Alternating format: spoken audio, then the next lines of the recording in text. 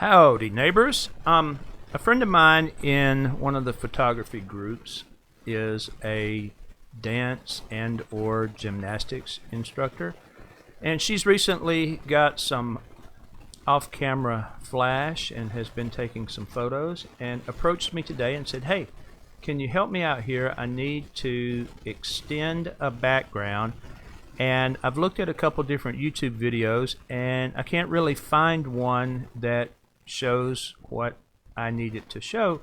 Can you help me? And I'm like, oh, sure I can. So today we are going to turn this picture into this picture, and it is relatively easy to do. So let's hop right in. First thing is first, we need to duplicate our layer so that we have a pristine copy, lest we make a mistake. I don't ever make mistakes, but maybe if you do, you might need to go back and start over. I'm just kidding. I make mistakes all the time. The first thing I usually do is I go into my crop tool, and we crop most of our stuff 4x5 because that's just the easiest. Most of our prints that we sell are 8x10 or 16x20, and that crop ratio just works best for that. So I just crop in a little bit, and then what we're going to do is we're going to have to replicate background all around these edges. And the easiest way to do that, or the way that I do it, is I use my patch tool, and then up here under the options for the patch tool, there are two options: normal and content aware.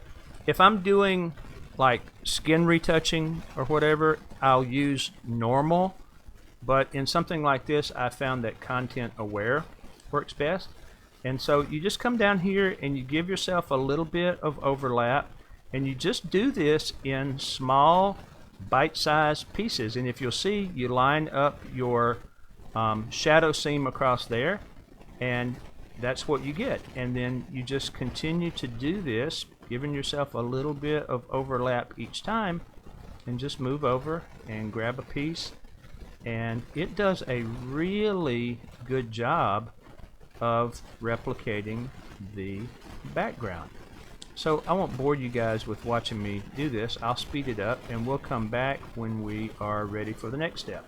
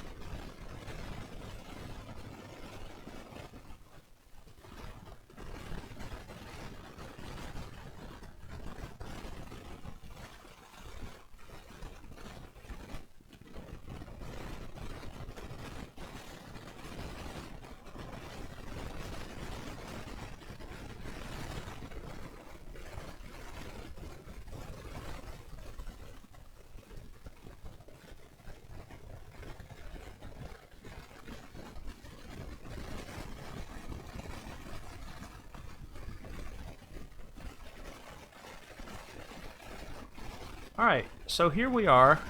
Again, on this one, we'll want to try and match up our shadow line as best we can. Okay, and so there we are, background extended.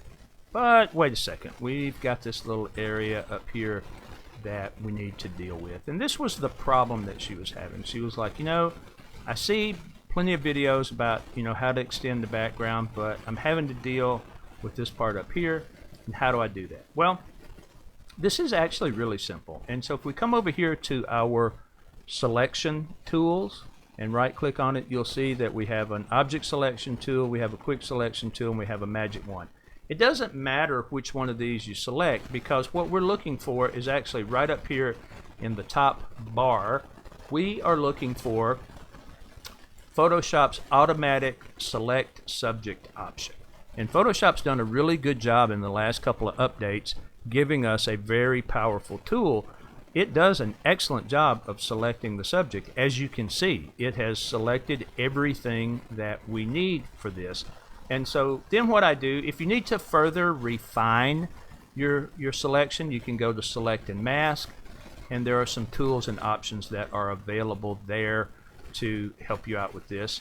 But what I usually do at this point is I just select New Layer with Layer Mask. And to show you what we've got here, if we turn off everything, it really just selects the subject, which is what we want to do. So now what we need to do is we need to get our background filled in here, which is really super simple, because on this top layer we've now masked this out. So anything that I do on this layer is actually going to happen behind the top layer. So I'm going to go ahead and grab my patch tool again, and I'm going to go ahead, I'm going to select this part right here, and because this is behind that layer, we're going to be able to do this without affecting the layer on top. Now, we're 95% done with this. Now, the problem that we're running into is we've got a really blotchy background, so you can really see where we've done our patching and stuff like that. And we don't want that. We want that to be smooth and slick and look really nice. So what we're going to do is we're going to go here, we're going to hold down Control, and we're going to click on our mask to reactivate the selection. Now what I don't want is I don't want this device that he has his hands on to be included in the selection. So if you hold down the Alt key, you'll see a little minus sign appears on the side of your lasso tool. So that says, hey, anything that I select with this lasso tool, I want it to not be in the selection. And you can see that's what's happened there. Okay? So now what we're going to do is we are going to delete everything that is in our selection from this down here.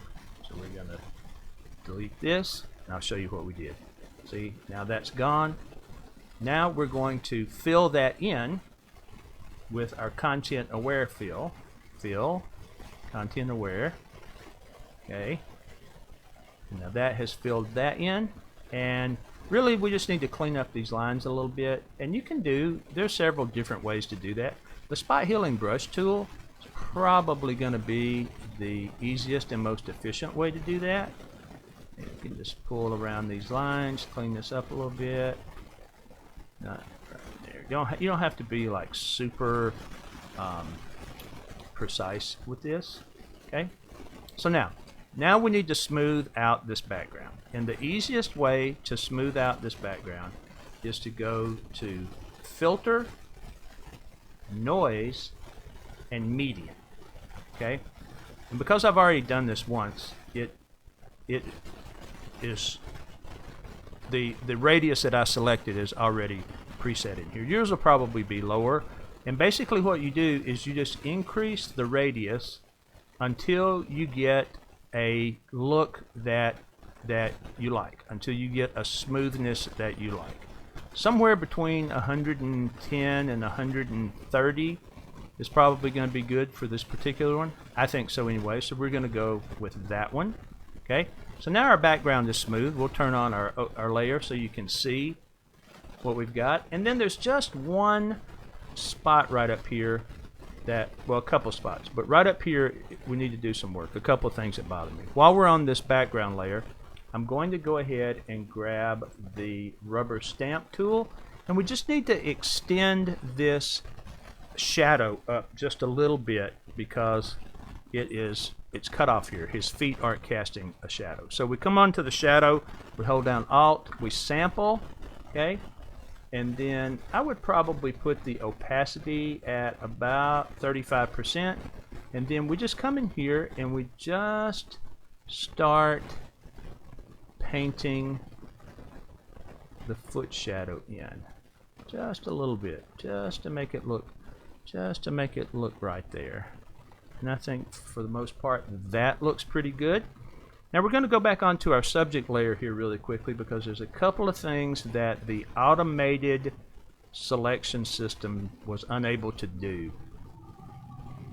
I have a music fan driving by outside. I don't know if you can hear that or not, but he is on his motorcycle and he is broadcasting his favorite song to the whole wide world. Okay, so make sure that you're on the mask layer and make sure that you have your opacity is at 100% and you have a small brush, and then we just come in here and just get rid of this. The tonal values on the skin and that tan wall that was behind were just too close for Photoshop's artificial intelligence technology to be able to differentiate between it. But we just want to open this up just a little bit just so we can see through there, because our brain picks up on that little bright spot super fast. It doesn't even have to be very clean because once you zoom out now it looks natural. Okay, so now the only other thing that is bothering me is this part down here of the background is just too smooth. Okay, and so the way that we solve that problem is we turn on, remember we kept a quote unquote clean layer in case we needed it. So I'm going to go on to our background layer here. I'm going to drop a mask in. I'm going to grab me a brush again. I'm going to get this brush up to a bigger size, something about like this, and then literally just paint in here with our mask. And this is just a tiny touch too dark right there, so I'm going to switch to white. I'm going to reduce my opacity down to about 17%. I'm just going to knock that down just a touch. And so there you go. Basically, that's it. So we went from this to this. Really simple operation once you know what you're doing. And hey, listen, if you're watching this on social media or YouTube or whatever, be sure to like, comment, and share. That really helps us, beat the algorithm, as it were, and get these videos out so that more people can learn my techniques of doing Photoshop. This is not the only way to do it. This just happens to be the way that I do it. If you guys have any other questions or techniques or tips that you'd like to see, be sure to drop it below in the comments or send me a private message. I'm happy to help out.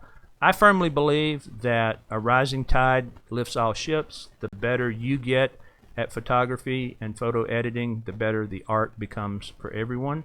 So, always feel free to ask. I'm always happy to help out. And at the end of the day, let's all pay it forward. God bless you guys and have a great day. Bye-bye.